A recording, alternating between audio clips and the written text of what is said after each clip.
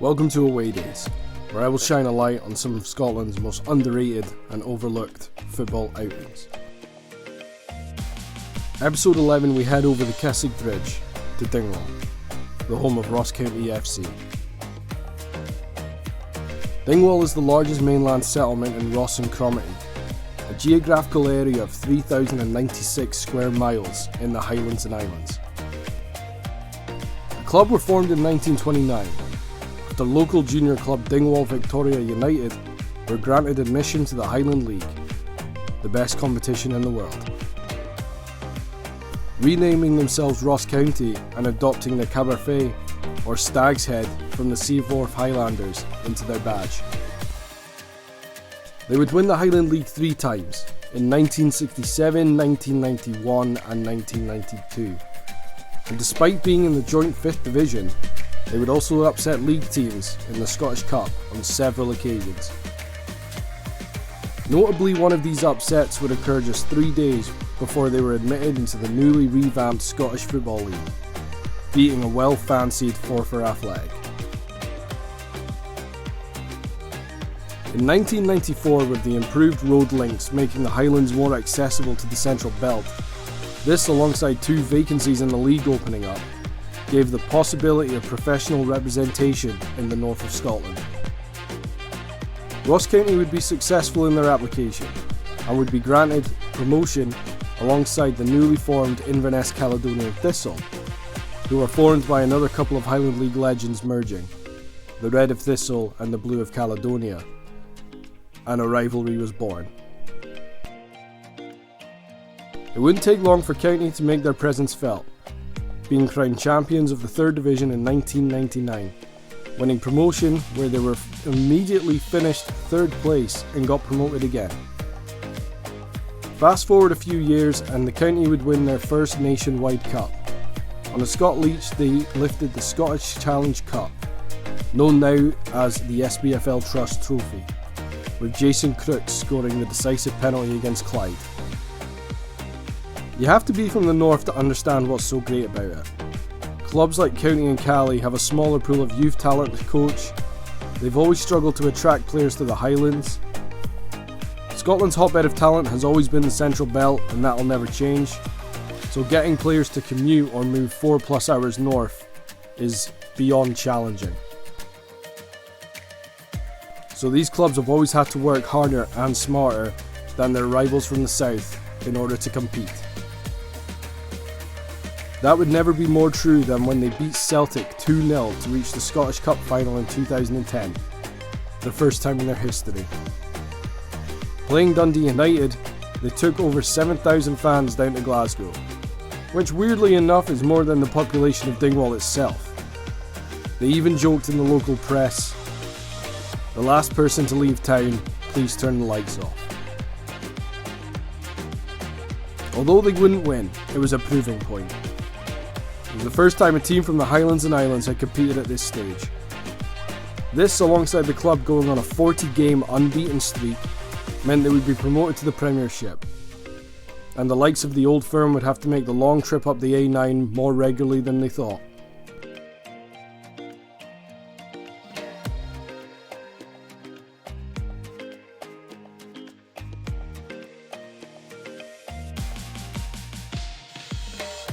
Now, the elephant in the room, Derek Adams. What we in Scotland would call a character, he's certainly box office. He would achieve a great deal with Ross County, promotions, cup finals, manager of the year, and leading them to their highest ever finish in the Premier League. With the thanks and appreciation of the county fans, he would ride off into the sunset to manage Plymouth Argyle, where he would become the only manager to achieve 2 promotions in Scotland and 2 in England. But in a more shocking return than John Cena at the 2008 Royal Rumble, Adams was back in Scottish football. After the sacking of Malky Mackay in November 2023, Adams would take charge of County for a 3rd time. However, this spell would last just 79 days, 12 games in total, culminating in a 5-0 battering off of Motherwell.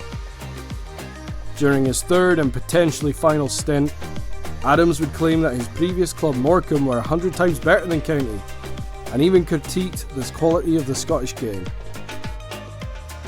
Surrounding scenes. The Mallard is an iconic pub. If you're looking to make the pilgrimage of the 42, it's a must visit. You can literally step off the train through the front door and it's not even 5 minutes walk from Victoria Park. If you're travelling from further afield, I would personally say you should stay for the weekend. Take in some of the beautiful scenery and partake in the famous Highlands nightlife. We're almost at the end of a chaotic 2023-24 season for the Staggies. Currently scrapping for their Premier League survival, they've got a tough task today. Glasgow Rangers have rolled into town, for what is sure to be a batten down the hatches sort of game for Don Cowie's men. Can County pull off the upset of the season? Let's find out.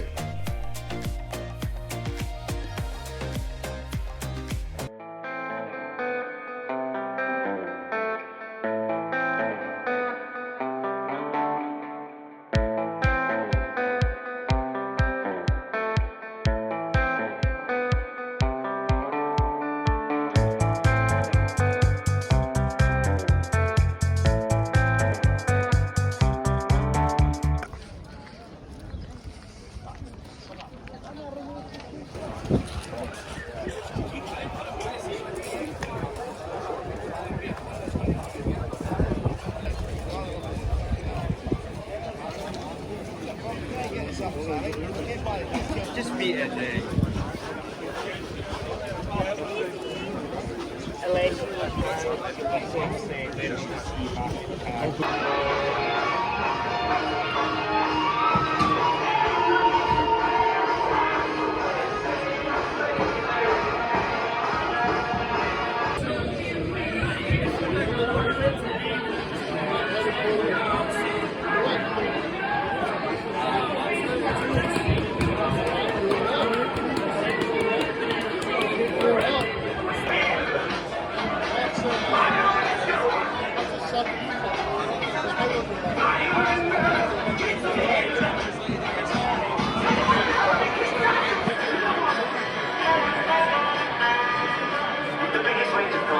Entirely online. It's no wonder everyone's into it. I cinched it.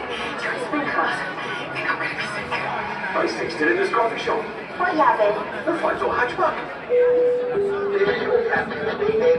I had it 24-day card for the 14-day money-back guarantee.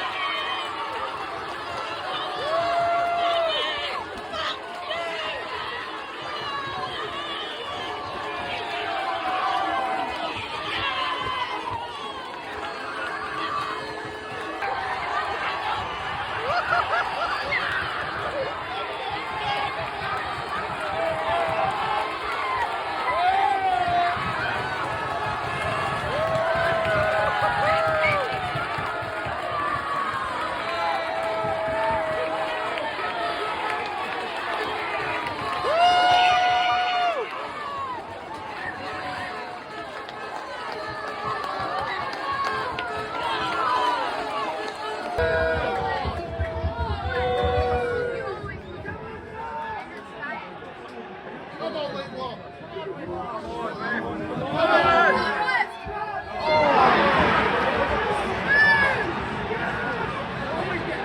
for Rangers, scored by number 2, James Tavernier.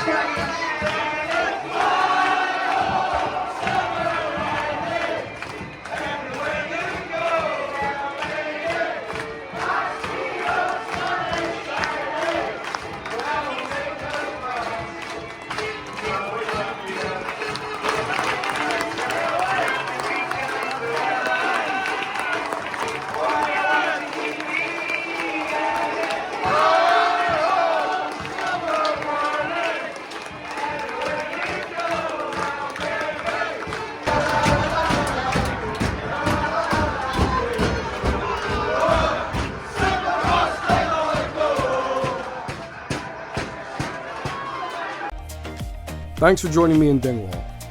Please don't forget to like, comment, share and subscribe for more Scottish football away days.